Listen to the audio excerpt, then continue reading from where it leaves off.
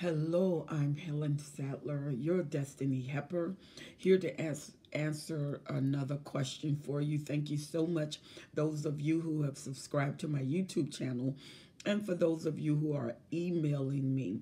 It is such a pleasure and an honor to answer these questions for you. Thank you so much for all of my new subscribers, those who have liked and shared the page with some of your friends.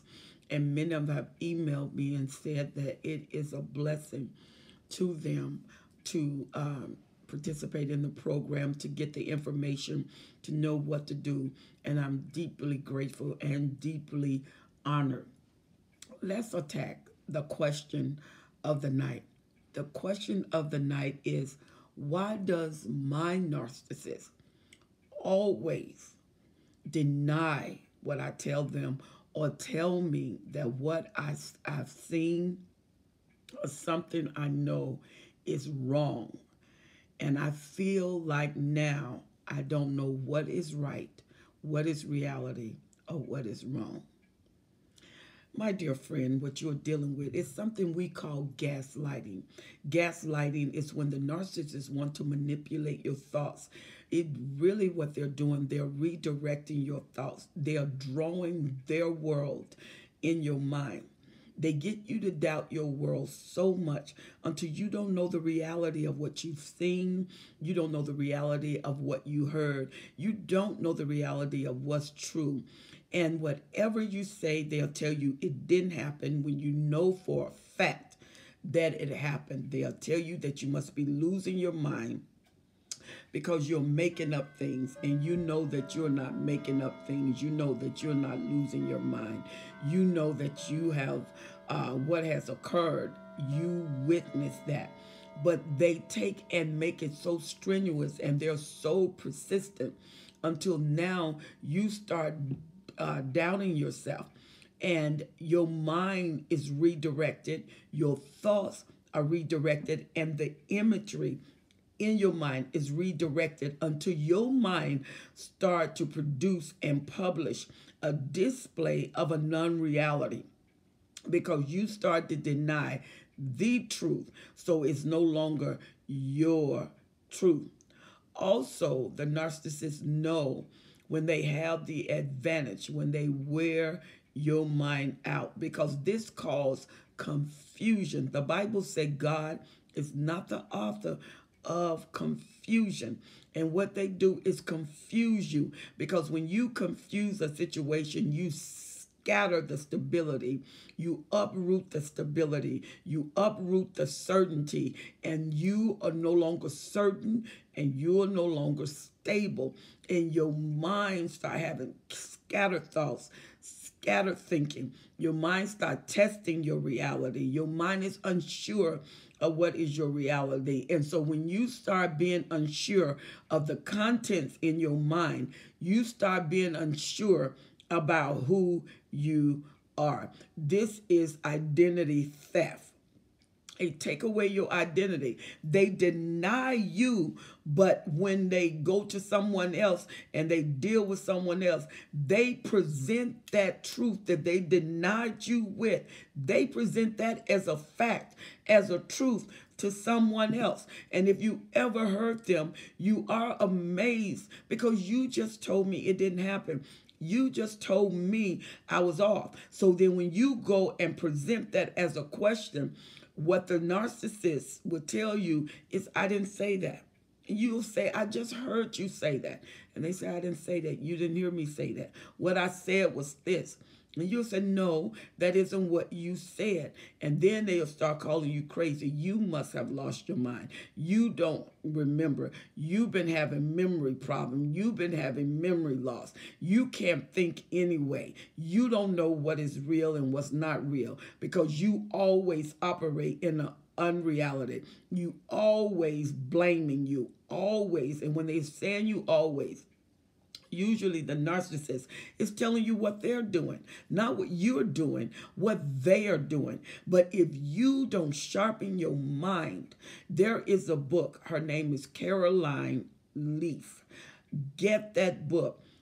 Dr. Caroline Leaf teaches you how to use your mind constructively. She teaches you how to strengthen your mind in thought, how to bring thought processes back, because many of you are now forgetful. You are not able to hold a thought. You challenge your own mind. You war against your own thoughts. You're not sure of what you see in your mind. You do imagery control because you think your mind is fooling you. Your mind is not fooling you. You're going to have confidence in who you are. You're going to have to trust who you are, because you must know yourself.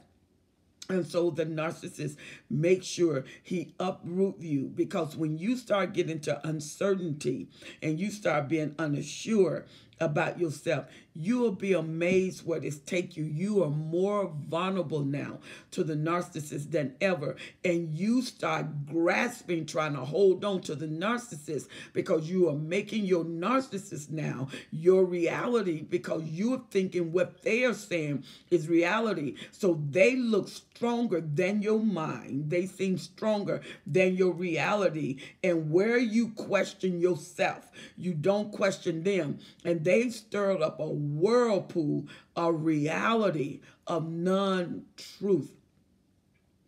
And you've accepted that, until if you don't watch yourself, you start telling the story they told you as if it's the story, as if it's the truth. And it's not the truth. That's not the way it happened. That's not what you witnessed. That's not what you heard. That's not what you said.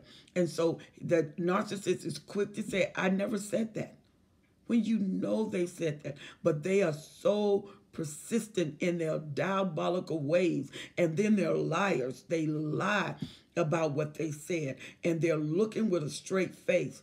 And so you go into doubt, you go into unbelief, and you start killing yourself. You start killing your character. You start killing who you are. You start killing your mind. You start killing your assurance. You start killing your thoughts, until when you talk to people and you are telling the story, you are literally so confused until you don't know what story you're telling. I'm here to tell you that there's a way of strengthening your mind.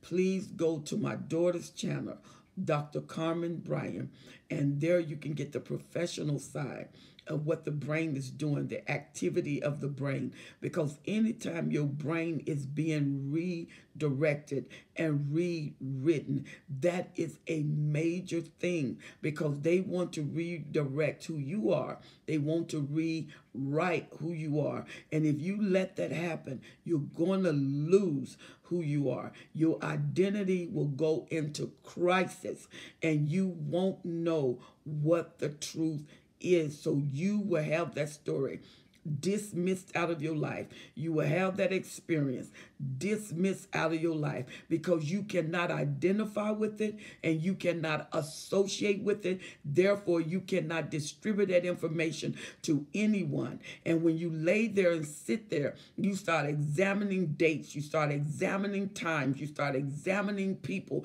you start examining words that will say it, but in your heart, you know what you had is the truth. It is a mind attack. Be careful when the enemy attacks your mind, attacks your thoughts. You are smarter than what you're giving yourself credit. You don't want the narcissist at any cost. When you lose yourself, you cease to exist. And what is not a reality, and you cannot tell a reality, then what could you bring to the table? Because everything you bring to the table is not real. Because the enemy has caused confusion with the narcissist. The Bible said, you shall know the truth, and the truth shall make you free. You're not free because you don't know what the truth is. You gave up your truth. You released your truth. You never release your present truth. It's who you are. It's what you heard. It's what you think. It's what you said. It's what you observe. And you got to be bold, because once your mind get attacked, your mind is who you are. Wherever your mind goes, you go. You go into doubt, your whole world go into doubt. Your business world, your ministerial world, your girls' world. Come on, whatever influence that you have goes into doubt because you didn't have enough to keep that sanctioning of your mind, to believe that report of your mind.